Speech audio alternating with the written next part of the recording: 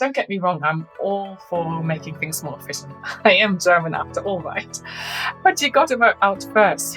Who do I want to position myself to? What resonates with them? And really, how can you bring your personality? How can you show your agency processes, your people on a platform?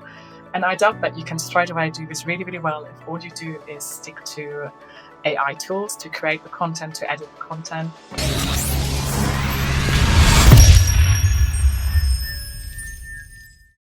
Agency owners, they're very unique because we knew how to do something cool. Someone offered us money. We grew the agency by accident to a certain level. It was mainly based on referrals.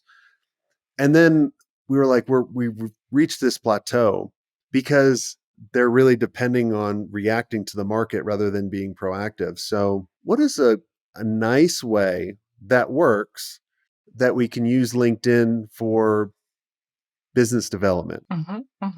Now, you always say it's so important for agencies to have like 3 different channels of driving leads. And I would definitely say if you've tried LinkedIn in the past and it hasn't worked, maybe reconsider the platform.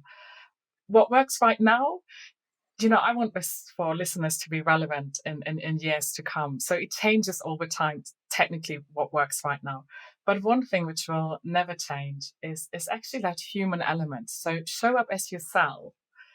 Don't put on this uber professional mask, because the reality is I've worked in marketing now for over 22 years. And when I was in my corporate career, we were bringing digital agencies all the time. And I love doing it. The one difficult job sometimes is then you as the marketing executive or the marketing manager, you go out to the marketplace and you're putting together your shortlist.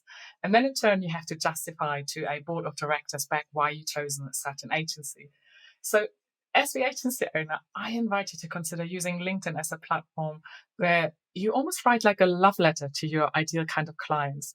So what challenges do they face, and how have you and your team, with your amazing culture and your creativity, solved those challenges? Now, if I notice that kind of content as a potential client, I'm immediately feeling, oh my God, we could work with them. Not only do I know my job really, really well, because this is what I'm expecting you to, but they also have a cool agency culture. And I want to be part of that because, frankly, sometimes my corporate job is really, really boring. Now, one thing you can do to really show up as your best self is just be yourself. And I know this sounds like such a cliche, but when we're trying to put up this mask and we're using automation tools, now, don't get me wrong, I'm all for making things more efficient.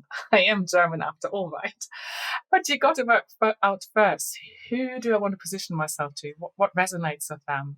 And really, how can you bring your personality? How can you show your agency processes, your people on a platform?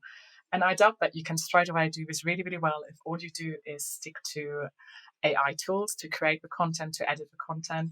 If you outsource straight away without giving that outsourced agency a really, really good brief.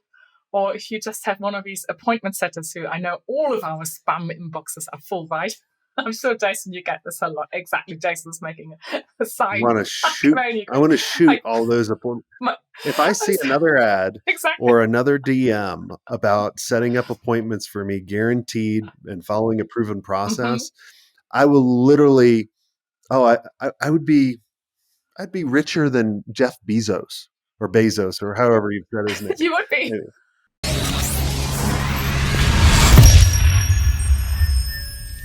I hope you enjoyed this content. If you want more content like this, make sure you click on the link on the screen or check out your most popular podcast platform where the full episode is there.